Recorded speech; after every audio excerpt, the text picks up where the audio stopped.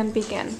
Good morning. My name is Nathan D, and today I'll be talking about the poorly managed solid waste and wastewater in Nepal cities and some possible ideas and solutions to combat this problem. In the springs of 2011 and 2012, members of the Everest Summers Association collected 1.5 tons off the peaks of Mount Everest and gave it to a group called Art Club Nepal. This group created 75 sculptures made out of this collected waste and displayed them in Pokhara, a tourist hub in Nepal, to raise awareness of the increasing level of waste accumulating on Mount Everest.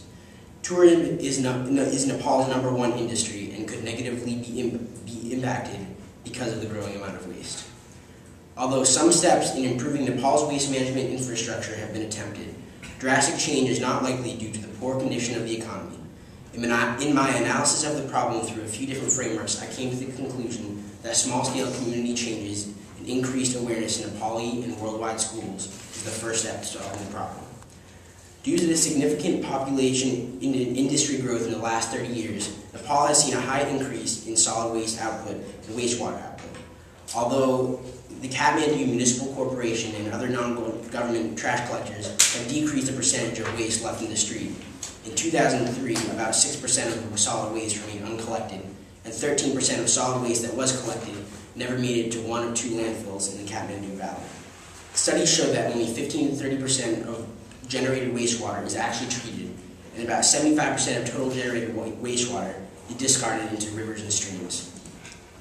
The first framework I used in this situation was the Image of God framework based on human dignity. This framework demonstrates how humans have sacred value, responsibility for the well-being of the community, and to improve the community.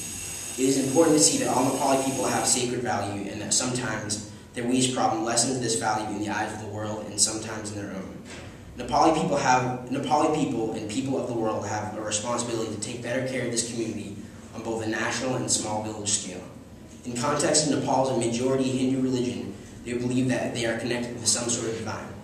The same way that we can look at it from a Christian perspective, Hindus can look at taking care of the land around them and the people around them as improving their connection with the divine or improving their own karma.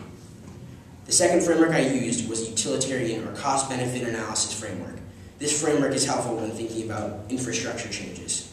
Two possible solutions when it comes to the solid waste is aerobic landfilling and composting.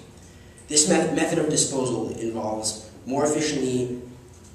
biological pretreatment of the waste so that it can be buried more efficiently and decrease the leachate and polluting gases that are emitted from a normal landfill, as well as being cheaper than a normal landfill. Aerobic composting would be useful as well because 70% of Nepal's generated solid waste is organic. This method involves heat and water to speed up the composting process. Both these methods would be beneficial solutions to the problem, but are still pricey to use on a nationwide scale and would not solve the problem completely. One possible method of plumbing in regards to the wastewater would be to use composting toilets in homes and villages. These toilets store the sewage in the ground and surround it with cement and an air vent at the top so that soil could be created and used over time. This method would also be complicated and pricey to install on a large scale. Third, I use a community building framework, which involves serving those who are in need the most, engaging in community building activities and efforts proactively, and sharing a common positive cultural value. Nepal's communities are in desperate need of cleaning up.